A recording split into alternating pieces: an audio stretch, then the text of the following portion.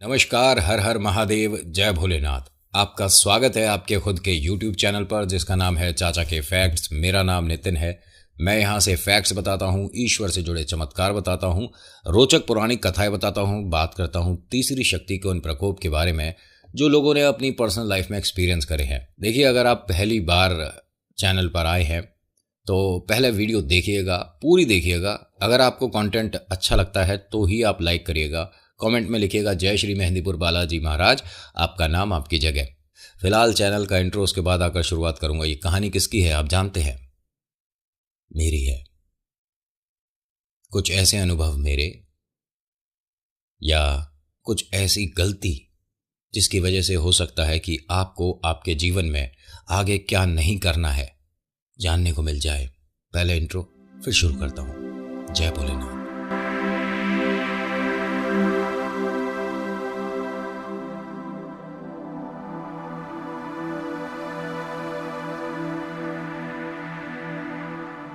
कहानी शुरू करने से पहले मेरी एक छोटी सी रिक्वेस्ट है।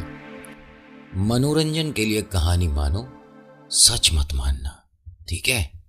इतना काफी है ना। पिक्चर की स्टोरी या मेरी बनाई हुई कहानी, ठीक एक एक चीज बारीकी से आपको समझाऊंगा, सुनाऊंगा। होता क्या है कि मेरा एक खास दोस्त, जिसका आज भी मेरे साथ उतना ही गहरा रिश्ता है जितना हमारा पहले था। होता क्या है कि इसके घर में जागरण है, माँ भवानी का जागरण। और इनकी जो मम्मा है, मतलब आंटी जो हैं, वो उसी तरह से मुझे भी काम बताती हैं जिस तरह से अपने बेटे को, समझ रहे हो? तो उनके बेटे जैसा ही, और बेटे जैसे क्या, बेटा ही हूँ। कि भाई ऐसा है कि फटाफट से मालाएं ले आओ, भाई फटाफट से तुम मिश्री ले आओ, फटाफट से भाई भोग तैयार हुआ नहीं हुआ, बहुत ज़्यादा चिंता परेशान। और आंटी ने ये मानिए कि पहली बार जागरण करवाया था। इनके नए घर का मुहूर्त था। मुहूर्त में बहुत सारे लोग आए थे, बहुत अच्छा सा एक मतलब ग्रैंड पार्टी करा था इन्होंने। मैं भी गया था, मतलब विद फैमिली गया था। और बाकी सब जो हमारे ग्रुप के दोस्त हैं सभी लोग आए थे। घर बहुत आलीशान, मतलब बहुत ज़बरदस्त घर बना रखा था। घर में लिफ्ट वगैरह भी, सब कुछ मतलब फैंटास्टिक यार, मतलब प्यारा सा मकान। मकान क्या, मैं तो उसे बंगला ही बोलूँगा। अब आंटी ने जो माँ भवानी का जागरण बोल रखा था, इसमें तकरीबन 3-4 महीने का देरी हो चुका था ऑलरेडी। लेकिन आज जागरण था। समय था तकरीबन 4:30-5 बजे का। और चाय पी रहे थे हम सब बाहर बैठकर। मेरे घर से फ़ोन आया मम्मा का, और उन्होंने कहा भाई घर आ जाओ, चेंज वेंज कर लो, सुबह से तुम वहीं पर हो, काम कर रहे हो, दोनों जने आना। मतलब जिसके घर में जागरण है, कि वो भी सुबह से भागा दौड़ी में लग रहा है, उसे भी 10-15-20 मिनट का आराम मिल जाएगा, बैठ जाएगा कुछ देर। अब वो और मैं घर आते हैं, मैं नहाता हूँ और वो बता रहा है सारी बातें कि आंटी हम तो सुबह 6 बजे से काम कर रहे हैं, मैं तो थक गया। फिर मम्मी ने खाना वगैरह बनाया, उसने खाना खाया। कह रहा कि आंटी सुबह से कभी मुझे बिस्कुट मिल जाता है, कभी नमकीन मिल जाती है, कोई मैं फल उठाता हूँ तो डांट पड़ जाती है कि प्रसाद का है रख दो। तो सच में आंटी बहुत तेज़ भूख लग रही थी, 2-3 पराठे खाए। अभी तक सब कुछ नॉर्मल है। मैं नहा कर आया, कपड़े चेंज करे, और उसके साथ वापस वहीं चला गया। उसका एक वहीं कॉलोनी में नया एक कोई फ्रेंड बना था। भाई 3 महीने हुए थे शिफ्ट हुए, लेकिन ये बहुत ज़्यादा लोगों से घुलता मिलता नहीं था। वो जो फ्रेंड था, अब ज़रा ध्यान से सुनिएगा और बारीकी से सुनिएगा, समझिएगा कि मैं किसको किससे मिलवा रहा हूँ, थोड़ा आपको भी ध्यान रहेगा। मेरा ये जो फ्रेंड है, मैं और ये फ्रेंड, इसका नाम अतुल है, ठीक है? मैं और अतुल, हम दोनों इसके घर पहुंचे हैं। तो इसी के कुछ मकान छोड़कर एक लड़का रमित रहता था। रमित, उसकी एक कज़न उसके साथ ही आई थी जागरण में। माँ भवानी का जागरण शुरू हो चुका है। अच्छा, मैं आपको शायद पहले बता चुका हूँ, लेकिन अगर नहीं तो अभी कहानी में आपको हर तरीके से बारीकी से समझाऊंगा।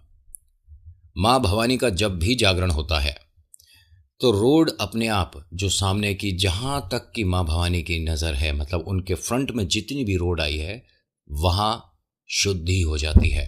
मतलब शब्द नहीं बोलता, लेकिन आज बोल रहा हूं, भूत प्रेत आत्मा चुड़ैल, ये जो भी हैं, जैसी भी शक्ति है, वो उस स्थान से अपनी जगह छोड़ देती है। अब आप कहोगे कि माँ भवानी की वजह से क्यों छोड़ती है? मतलब होना चाहिए तो हनुमान जी का पाठ होना चाहिए, तभी भूत प्रेत भागेंगे। दुर्गा मैया को अपनी माँ मानते हैं हनुमान जी। तो ऐसी शक्तियों की औकात नहीं है, ध्यान से सुनना शब्द को, ऐसी शक्तियों की औकात नहीं है कि इनके इर्द गिर्द रुक जाए। ऐसे में ये अपनी जगह छोड़ देते हैं। उसे मैं पहले भी बता चुका हूं, करवट बदलना बोलते हैं। शायद आपको नहीं पता होगी, मैं फिर इस बात को बताते मैं बड़ा गर्व महसूस करूंगा कि अगर आप मां भवानी का जागरण कराते हैं, ठीक है, और आपके सामने आसपास दाएं बाएं कहीं भी किसी भी घर में भी कोई समस्या चल रही है, समस्या समझ गए ना मैंने क्या बोला है, कोई बाधा है या कोई तीसरी शक्ति है, वो वहां से जगह छोड़ देती है। हम अभी इस चीज को नहीं जानते थे, हमें ये पता नहीं था, लेकिन जब हम ये चाय नाश्ते का वक्त हुआ, तकरीबन 1:30 या 2 बजे के आसपास का समय था, 1 घंटे का ब्रेक लिया था इन सभी सिंगर्स ने जो आए हुए थे। तो मैं कुछ चाय मठरी वगैरह लेकर, और हल्की हल्की सी सर्दी थी, मतलब रात में तो वैसे भी हल्का हल्का सर्द मौसम हो जाता है, सितंबर का मंथ था ये।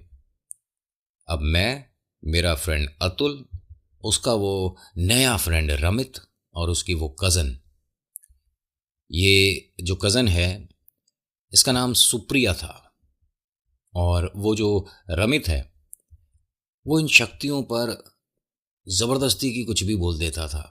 ये होते हैं ना कुछ लोग जो अपने आप को भगवान से एक दर्जा नीचे ही समझते हैं, सब कुछ जानते हैं ये, और किसी भी बात को उल्टी सीधी तरीके से बताकर अपनी तरफ लोगों को आकर्षित करना, इस तरह के लोगों की खासियत होती है। मैं चाय और मट्ठी खाते खाते थोड़ा सा पंडाल से बाहर आ गया, तो ये क्या बोलता है कि भाई एक काम करते हैं, आज मैं तुम्हें एक ऐसी बात बताऊंगा जिसकी वजह से तुम रोड पर अंधेरे में चलने से मना कर दोगे। मैंने कहा 1 मिनट भाई, आपको पता है ना कि मैंने इसे क्यों रोका, क्योंकि इसका इशारा किस तरफ है वो मैं देख चुका हूं, और मेरा फ्रेंड अतुल भी जानता है कि हाँ हम किस दौड़ से निकल कर आए हैं। अतुल ने भी कहा कि रमित भाई 1 मिनट, पहली बात तो ये जो आप बोलने वाले थे ना, अगर ये कुछ भी स्केरी है, कुछ भी हॉरर है, तो हमें नहीं सुनना यार। माँ भवानी का जागरण हो रहा है, क्या उल्टी सीधी बात है? कह रहा उल्टी सीधी बात नहीं, ये जो मेरी कज़न है इसके पास एक पावर है, ये इनको बुला सकती है, मैं जो सवाल पूछूंगा उसके थ्रू जवाब देगी। मैंने, तुम्हें मजाक लग रहा है? ये भाई माँ भवानी के दरबार में बैठा है, ये सब तो मत कर। कह रहा नहीं नहीं ये सच है, ये मान कि ये पैदाइशी इसमें खासियत है, ये 1 सेकंड में बुला लेती है इनको अपने पास, और फिर हमें जो पूछना है जवाब देगी। क्या पूछूं? और माँ भवानी के सामने बैठकर बात करवा, हम भी देखें कि क्या शक्ति है तेरी इस कज़न में। बैठा माँ भवानी के सामने से, उस लड़की ने बड़ी अजीब तरीके से हंसकर उस बात को नज़रअंदाज। देखिए मैं आपको साफ बताऊं, ये यहाँ इन दोनों का अभी ड्रामा चल रहा है। इन्हें पता है कि हाँ हम कुछ ऐसा महसूस कर चुके हैं, वो भी फर्स्ट सेमेस्टर में ही, ठीक है, फर्स्ट ही था जहां तक मुझे याद है। बार बार उन चीज़ों को याद करो ना तो एक एक चीज़ सामने जब आने लग जाती है ना तो मन में डर बैठता है। फिलहाल तो नहीं, लेकिन हल्का सा कुछ ना कुछ तो भैया वही माहौल हो ही जाता है। अब हम बातें करते करते पंडाल के पीछे आ गए। इनके घर से तकरीबन 200 मीटर की दूरी पर एक चौराहा था, और ये हम चारों देख रहे हैं, मैं, वो अतुल, रमित और वो लड़की सुप्रिया। चौराहे पर आकर कोई औरत थी जो कि कुछ रख कर चली गई।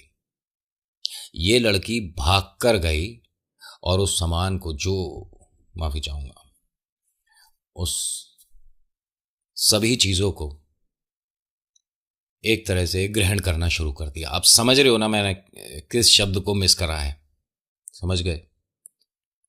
वो जो चीजें थी इसने खा ली, और उसके बाद वहीं चौराहे पर बैठी हुई है। हमारी हिम्मत नहीं हो रही है वहां तक जाने की। मैंने, यार ये कहीं ये हमारे साथ कोई खेल तो नहीं कर रहे हैं? ये कौन करता है ऐसे? कह रहा छोड़, मुझे इससे बात ही नहीं करनी। ये जो रमित है इसके पैरों के नीचे से जमीन निकल गई है। लेकिन ये वही लड़का है ना जिसने कहा था कि मेरी कजन में बहुत शक्ति है, बचपन से बॉन्ड, कुछ ऐसे ही बोल रहा था ना ये। तो क्या पता इसे इनविटेशन दिया गया हो, मतलब ये जो सुप्रिया है, कि जब तुम में इतनी ही शक्ति है तो चलो यहीं से शुरुआत करते हैं। हम यहां से वापस मां भवानी के जागरण में आकर बैठ गए। वो जो पंडित जी हैं उन्होंने साफ सीधे शब्दों में एक बात बोली, बेटा क्या देख लिया जिसकी वजह से पसीने आ रहे हैं? हम दोनों पसीने में लथपथ थे। मैंने कहा नहीं, कह रहे कुछ तो देखा है बेटा, जो भी देखा है मुझे बता। और ये बालाजी की मूर्ति है ना, मन में वो सारी बातें इनके आगे खड़े होकर बोल दे। मैंने कहा पंडित जी ये सब ऐसा नहीं होता। कह रहे कि आप बालाजी के सामने हो, मां भवानी के दरबार में हो, कुछ नहीं होगा बेटा, तू बस मुझे बता क्या देखा है। अतुल ने धीरे धीरे पंडित जी को सारी बात बताई। उन्होंने कहा बस और कुछ? मैंने बस, कह रहे हो आप, वो लड़की अभी वहीं बैठी है। कह रहा कोई नहीं बैठा वहां, पंडाल से बाहर झांक कर देखो, वो दोनों सिर्फ तुम्हारे को बहकाने, तुम्हारा मजाक उड़ाने के लिए आए थे। बाहर जाकर देख, कोई नहीं होगा। हम दोनों ने पंडाल के बाहर जाकर देखा, वास्तव में चौराहे पर कोई नहीं था। मैं वापस आया तो पंडित जी ने कहा कि है कोई? मैंने कहा नहीं। कह रहे अब माँ भवानी के जागरण में बैठो, कोई दिक्कत नहीं, सुबह प्रसाद खाना, अपने घर जाना बेटा, कोई समस्या नहीं होगी। वो सिर्फ तुम्हें डरा रहे थे। और वो जो कोई आई होगी ना, जो तुम्हें दूर से लगा कि कोई महिला आई थी, वो होगी उन दोनों की कोई दोस्त होगी। मैंने हाँ ये भी हो सकता है यार।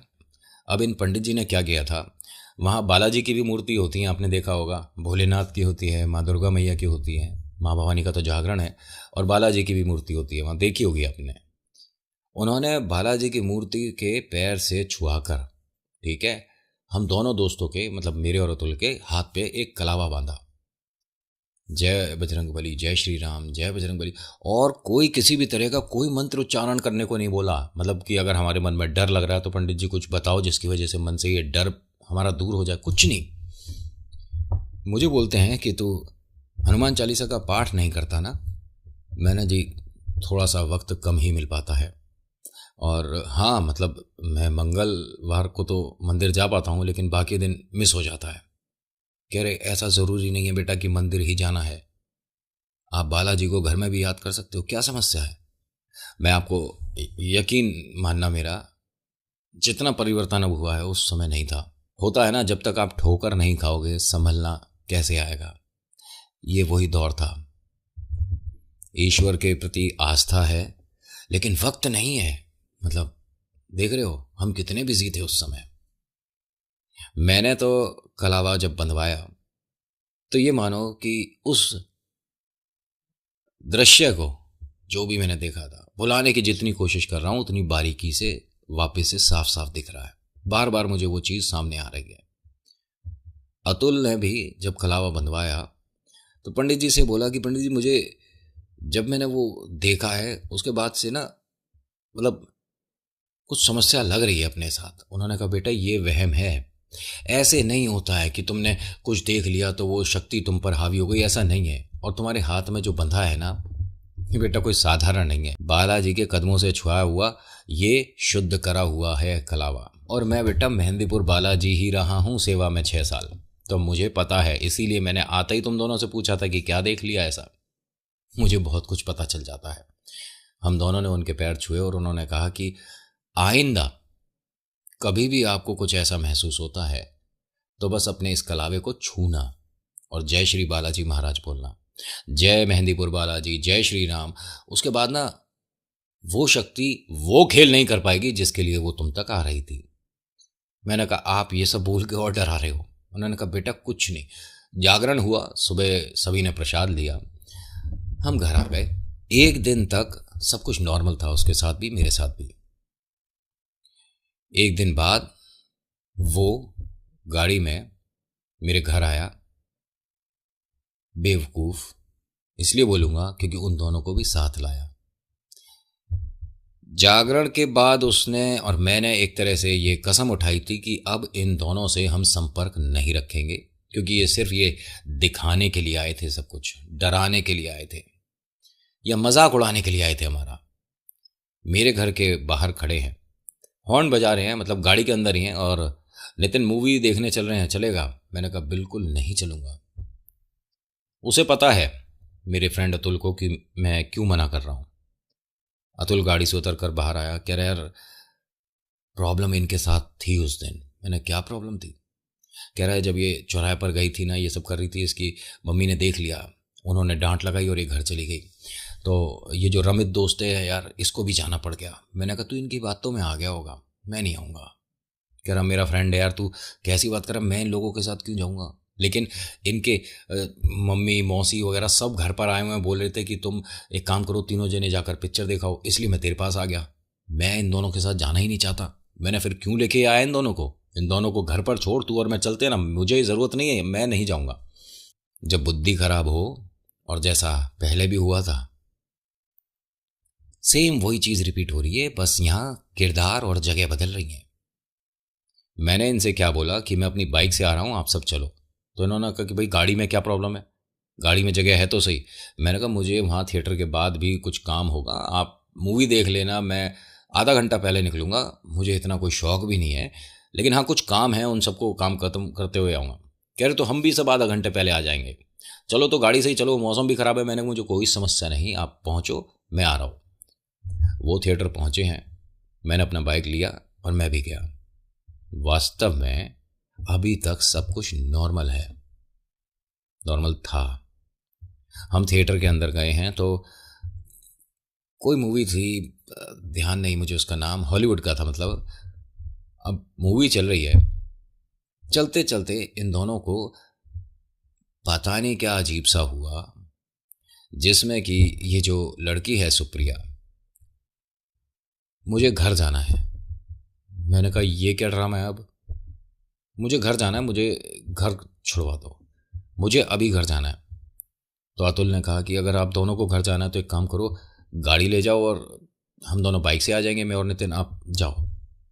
दोनों में से किसी को गाड़ी चलानी नहीं आती थी। नितिन हम तुम्हारी बाइक ले जाएं? मैंने ले जा। मुझे नहीं पता था कि ये बेवकूफ़ियाँ होती हैं। किसी भी अनजान इंसान को बड़े बुजुर्ग ऐसे ही नहीं कहते कि अपनी चीज़ें नहीं दिया करते, किसी भी अनजान से कोई चीज़ खाया नहीं करते, ऐसे ही नहीं कहते। मैंने अपनी बाइक दी और हम दोनों ने फिर मूवी देखी, और मुझे कहीं नहीं जाना था आधे घंटे बाद पहले, समझ रहे हो ना? वो सिर्फ उन दोनों से हटने बचने के लिए मैं ये बोल रहा था कि मैं बाइक से जाऊंगा, बाइक से आऊंगा। हम थिएटर से बाहर आए दोनों। मैंने कहा फ़ोन करके पता कर सब कुछ ठीक है। तेरा कोई ज़रूरत नहीं यार, वो दोनों घर पहुंच ही गए होंगे। मैंने कहा मेरी बाइक तो चाहिए ना, कल मेरा एक इंटरव्यू है भाई, मुझे बाइक से ही जाना है। तो कहता हाँ तो एक काम कर, मेरी गाड़ी ले जा। मैंने कहा ना ना ना, वो बहुत ट्रैफिक लगता है यार वहाँ पर, मैं बाइक से कंफर्टेबल हूँ, तू मेरी बाइक दिलवा भाई। अब हम सीधा अतुल के घर पहुँचे हैं। मेरी बाइक उसके घर पर खड़ी थी। मेरी जान में जान आ गई। मैंने भाई मुझे इससे बहुत प्यार है, ये अच्छा है, सही सलामत है। और मैं अपनी बाइक पर बैठा हूँ, उसके घर से चला हूँ, मतलब हेलो के टाटा बाय बाय हो गया। और उसी चौराहे पर जब उसे पार किया, न जाने कैसे मेरी बाइक स्लिप हुई। मेरे एक हाथ में थोड़ी चोटें आई, निशान आज भी है उस चोट का, ठीक है। जब आवाज़ सुनी ना एक तरह से बाइक गिरने की और एकदम लोगों के शोर वोर की, तो अतुल भी बाहर आया। उसने देखा, जब भागता हुआ आया मेरे पास, ठीक है तू? मैंने कहा बिल्कुल ठीक हूँ यार। ये हुआ क्या? पहली बार तो तू अपनी बाइक चला नहीं रहा है, सामने कोई आ गया था। मैंने कुछ भी नहीं आया यार, समझ ही नहीं आया कि हुआ कैसे। सडनली अपने आप ही ऐसा लगा मुझे जैसे कि आगे वाला ब्रेक दब गया या दबा रह गया, कोई बात नहीं। एक आंटी की नज़र पड़ी, कहती हैं बेटा ये क्या लगा है घूम रहा है मोटरसाइकिल पे? तो पीछे वाले टायर पर किसी ने कुछ बांध रखा था। मेरे देख के हाथ पैर फूल गए। मैंने, ये आंटी मैंने कुछ नहीं। कह रहे बेटा बहुत बुरी तरह से लपेट रखा है किसी ने, ये तो बहुत कुछ था यहाँ। और कहाँ रहते हो तुम, यहाँ से जाओगे कैसे? मैंने बाइक से ही जाऊँगा। कह रहे बाइक से मत जाओ और ये बाइक यहीं छोड़ दो। मैंने कहा आंटी कुछ नहीं। कह रहे कि बेटा बहुत कुछ है, तुम्हारी समझ नहीं आ रहा है क्या? अभी तो ये हल्की सी झलक थी जो तुमने देख ली। अतुल क्या बोलता है कि आंटी, हमारा एक फ्रेंड है, वो बाइक लेके गया था मेरे इस दोस्त की, उस फ्रेंड का नाम बताना। तभी एक आदमी क्या बोलता है भीड़ में से कि ये तीसरे मकान वाले तो नहीं है वो, जो एक लड़का है उसके साथ एक वो उसकी चाचा की लड़की भी है, दोनों पढ़ने आए हुए हैं यहाँ, कुछ ऐसा ही सुना है हमने उनके बारे में। मैंने कहा शायद ही उन्हीं के बारे में बात कर रहे हैं। कह रहे बेटा कहाँ चक्कर में पढ़ रहे हो तुम ये। मैंने जी हम तो किसी भी चक्कर में नहीं पढ़ रहे। रही बात जो आप बोल रहे हो, मैं उस बात का सम्मान करता हूँ, लेकिन मेरे हाथ में बालाजी का धागा बंधा हुआ है, तो मेरा क्या ही बिगड़ेगा। उन्होंने कहा बेटा ये मान कि उस धागे की वजह से ही सिर्फ ये खरोंची आई थी, धागा नहीं होता तो ये कुछ और ही हो जाता, समस्या बड़ी थी। मन में अब डर बैठ गया और मैं फैमिली से डिस्कस करने में घबरा भी रहा था, और थोड़ी यार सच्ची बताऊं आपको तो शर्म भी महसूस हो रही थी कि इतना बड़ा हो गया। और उस टाइम तो, अभी तो फिलहाल थोड़ा सा वैसा बॉडी नहीं है, वैसा तो उस टाइम तो कॉलेज टाइम में बॉडी भी ऐसी बना रखी थी मज़ेदार वाली। घर पे टोकते थे कि भाई ऐसा शरीर बना रखा है, और उसके बाद भी डर गया, मतलब मजाक में। अब अतुल ने मेरी बाइक अपने घर के बाहर ही लगवा दी और अपनी गाड़ी से पहले मुझे डॉक्टर के लेकर गया, वहाँ हमारी थोड़ी पट्टी वट्टी हुई और फिर घर पहुँचे हम। घर पर देखकर भैया ने भाभी ने यही बोला कि भाई समस्या तो कुछ है बेटा, तू मान नहीं रहा है, उसका नाम बता, उसकी जगह बता, घर बता, हम किसी से ज़रा पता करवाते हैं। मैंने कहा किसी से कोई पता करवाने की ज़रूरत नहीं है, और मैं उनसे कोई ना यारी दोस्ती रख रहा, ना मेरे को उनसे कोई मतलब है, ना कोई बातचीत है। जब हम ये बात कर रहे थे तभी मेरे घर की घंटी बजी।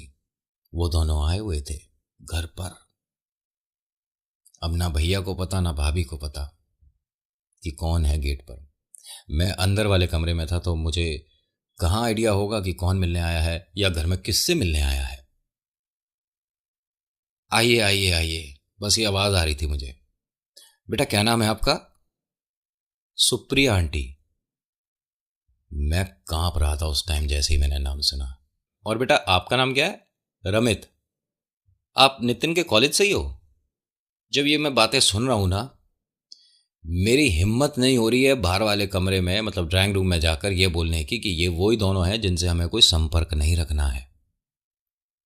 ये मेरे कमरे तक आ गए। मेरे बेड के एक कोने पर ये दोनों बैठे हुए थे, और सुप्रिया का ये बोलना आज भी डरा देता है। भारी हो गई थी क्या मोटरसाइकिल?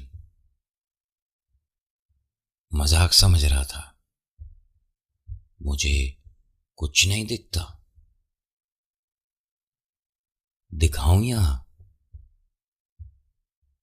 बता, तेरे ही घर में हूं, और इससे क्या होगा जो तूने धागा बांधा है? मैं रुक जाऊंगी? जब ये सब बोल रही थी ना, मेरे शब्द पता नहीं कहाँ खो गए थे, ना आवाज निकल रही थी और ना मैं कुछ कह पा रहा था। वो साथ में खड़ा है इसका भाई। अब ये जाने वाले थे दोनों। तभी भाई जब कोई घर पर आता है पहली पहली बार, चाय नाश्ता उससे पूछ ही लिया जाता है। हाँ, मेरे खास दोस्त होते तो उन्हें तो खुद हमारे घर वाले सब किचन में भेज देते हैं, अपने आप बना ले खा ले वो, और हमारी दोस्ती तो ऐसी है। लेकिन ये लोग नए हैं तो फॉर्मेलिटीज। इनके सामने कुछ नमकीन बिस्किट कुछ मिठाई वगैरह रखी थी।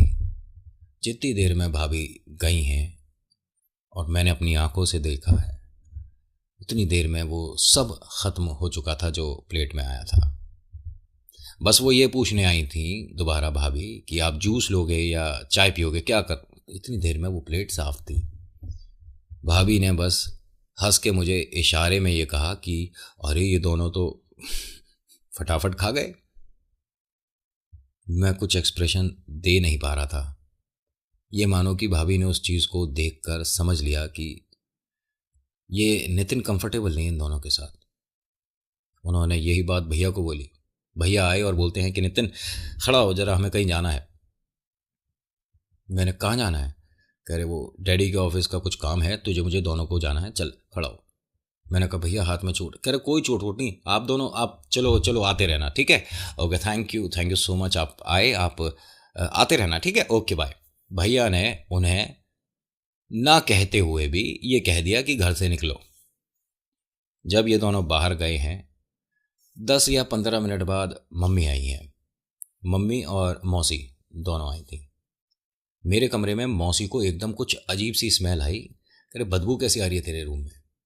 मैं और भाई मेरे रूम में ही है, वो तो सिर्फ कहने वाली बात थी, उन्हें बस घर से बाहर करना था। मैंने कुछ नहीं है। तेरे कुछ तो है बेटा। और ये धागा कब बांधा। मैंने वो जागरण में कुछ दिखा। मैंने सब कुछ बता दिया उन्हें। कोई बात नहीं, कोई समस्या है ईश्वर के सामने बोल दो, ईश्वर सब ठीक करेंगे। मैंने मौसी लेकिन डर रखे, कोई बात नहीं बेटा, पूरे घर में सावन का पोंछा लगाओ और उस पानी को फ्लैश में डाल के चला दो। और उसके बाद कल परसों तुम्हारा कोई प्लान है तो बताओ, नहीं तो कल मंगल है और मंदिर में बात करके आ, हनुमान जी का चूल्हा चढ़ा दे। मैंने ठीक है। मैं मंदिर बात करके आया। उन्होंने कहा चलो ठीक है, आज नितिन चूल्हा आपकी तरफ से चढ़ेगा। और अच्छे से मैंने पूरा श्रृंगार किया बजरंगबली का, ठीक है। आपने भी चढ़ाया होगा चूल्हा, और मतलब बर्क वगैरह लगा के अच्छे से, बिल्कुल लौंग वगैरह बहुत प्यार से सजाता हूँ मैं। कभी वीडियो दिखाऊंगा, मैं कोशिश करूँगा। महादेव का जब मैं श्रृंगार करता हूँ मंदिर में तो लोग रुकते हैं, मतलब मैं कोई बड़ाई नहीं कर रहा अपनी, लेकिन हाँ जिस मंदिर में जाता हूँ जब महादेव का श्रृंगार मैं कर रहा होता हूँ तो जो लोग जल अभिषेक दूध अभिषेक करने आए होते हैं वो रुक जाते हैं श्रृंगार देखने के लिए। जब पूरा अच्छे से मैं सजा लेता हूँ तो कुछ लोग तो फ़ोटो वगैरह भी लेते हैं उसकी, मतलब मैं हट जाता हूँ, भाई फ़ोटो लेने लायक तो महादेव है, अब मेरी क्या औकात है उनके सामने।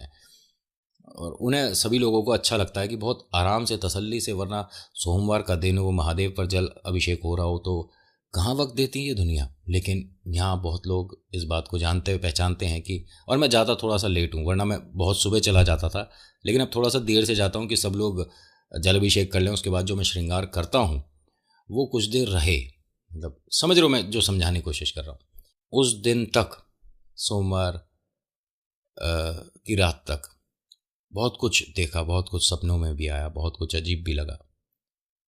लेकिन उसके बाद जब हम मंगलवार शुरू हुआ और हमने सुबह ही करीब 6 साढ़े 6 बजे, डर की वजह से कहो, चिंता की वजह से कहो, या उस दिन मेरा इंटरव्यू है उसकी वजह से कहो, मैं हनुमान चालीसा पढ़ रहा था। इंटरव्यू के लिए जब मैं जा रहा था अपनी ही बाइक पर, अपने आप को डर लग रहा था, वरना हम अच्छी स्पीड पर चला लेते थे। आज वो एक्सीलेटर घूम नहीं रहा है, मन में डर है, कुछ ना कुछ दिमाग में आ रहा है, कुछ ना कुछ अजीब सा। इंटरव्यू बहुत ख़राब हुआ मेरा, बहुत ज़्यादा ख़राब, मतलब मुझे खुद पता है कि मैं इसमें मैं सिलेक्ट नहीं होऊंगा यार, बात ही ख़त्म हो गई। अब घर आ जाते हैं, घर आने के बाद अतुल से सारी बात डिस्कस होती है। मैं, चौधरी और हम सारे फ्रेंड अभी भी मतलब टच में हैं। फ़ोन पर सभी ने बातचीत करी और सभी को धीरे धीरे ये पता चल गया था कि कुछ इस तरह की समस्या हुई है। और हाँ, ये सब अतुल के साथ भी हो रहा है जो यहाँ मुझे महसूस हो रहा है। अतुल के भी उसी हाथ पर घर में चोट लगी थी। वो घर में जो उसके लिफ्ट लगी थी उसका कोई कोना या क्या किसी तरह की कोई स्क्रैच आई थी, ठीक उसी हाथ में उसी जगह पर जहाँ मेरे चोट लगी थी। अलग दिन की बात है ये, उसने मुझे बताया बाद में। और ये कुछ उसके घर में भी महसूस हुआ था, वो दोनों इसके पास भी मिलने गए थे। ये मानिए कि इससे इनकी पावर बढ़ती है। अतुल की फ़ोटो मांगी थी इन लोगों ने। क्यों? अरे हमारा एक शौक है, हम जो भी नया कोई फ्रेंड बनता है ना, हम उसकी फ़ोटो, एक हमारे पास एल्बम है उसमें लगाते हैं। आप यकीन नहीं मानेंगे कि अतुल की मम्मी ने एक तरह से पहली झलक में उन्हें पहचान लिया था। और उन्होंने कुछ बोलकर उन दोनों से, मतलब उम्रदार नहीं थे वो दोनों, 40 45 या 50 साल की उम्र नहीं थी उनकी, हमसे साल 2 साल छोटी ही थी वो लड़की। और मेरे बराबर का रहा होगा लड़का, या मुझसे 1 2 साल बड़ा होगा वो जो था। ये मानिए कि कर कोई और रहा है, लेकिन ये दोनों पात्र थे। आंटी ने उन दोनों को घर से बाहर जाने को कहा, सम्मान के साथ, अपमान के साथ नहीं। क्योंकि मैं, देखिए, आपको एक बात बता देता हूँ कि तंत्र विद्या जो होती है, ये एक तरह की शक्ति होती है जिसके पॉजिटिव और नेगेटिव दोनों साइड होते हैं। हम लोग नेगेटिव ज़्यादा देख लेते हैं जिसकी वजह से मन में डर बैठ जाता है, लेकिन इसके पॉजिटिव साइड्स ऐसे ऐसे हैं कि आपको आने वाली आगे की समस्या जो 10 साल बाद आने हैं, ठीक है, वो उससे पहले पता पड़ जाती है। इसको मैं अलग तरीके से समझाऊं, एग्जाम्पल के तौर पे 5 साल बाद आपको बहुत अच्छा पैसा, जॉब, सब कुछ मिलने वाला है, लेकिन इस विद्या के जरिए आप 5 साल वाली जो खुशियां हैं वो उसी साल पा सकते हो, पॉसिबल है। लेकिन ये जो 5 साल बाद आपको खुशियां मिलने वाली हैं, ये रुकेंगी, लेकिन इनका कोई गारंटी नहीं होता। समझ रहे हो जो मैं समझा रहा हूं? लेकिन हाँ, इनका मान सम्मान करना चाहिए। जब तक ये किसी गलत हाथ में विद्या नहीं है तब तक कोई समस्या नहीं है, लेकिन अगर कुछ लोग इसका गलत फायदा उठाते हैं तो फिर गलत भी है। लेकिन मैं अपनी तरफ से इनको ये मानिए कि हाथ जोड़कर सिर झुकाता हूं कि जितने ईश्वर सक्षम हैं उतने ये भी सक्षम हैं। हाँ, ईश्वर की बराबरी नहीं कर सकते, किसी भी हाल में नहीं कर सकते, लेकिन आपसे हमसे ज्यादा ज्ञान रखते हैं ये। सिर्फ फोटो से या आपके रुमाल से, आपके किसी कपड़े से, आपके बाल से खेल हो सकता है। कहानी को मैं यहीं छोड़ूंगा अभी, क्योंकि आगे जो हुआ था वो अभी नहीं, नेक्स्ट वीडियो में, और वो फाइनल पार्ट होगा। और हाँ, इसके लिए आपको ज़्यादा इंतज़ार नहीं करना पड़ेगा, जल्द लेकर आऊँगा नेक्स्ट वीडियो में। तो आज की वीडियो में इतना ही। आज की वीडियो आपको कैसी लगी मुझे बताइएगा ज़रूर। अच्छी लगी तो लाइक, शेयर, सब्सक्राइब करिएगा। कुछ कहना चाहते हैं तो कमेंट में लिखिएगा। जय श्री मेहंदीपुर बालाजी महाराज। आपका नाम आपकी जगह। Thank you so much for watching. मेरा नाम नितिन है। मुलाकात करूँगा आपसे एक अगली वीडियो में। हर हर महादेव, जय भोलेनाथ, धन्यवाद।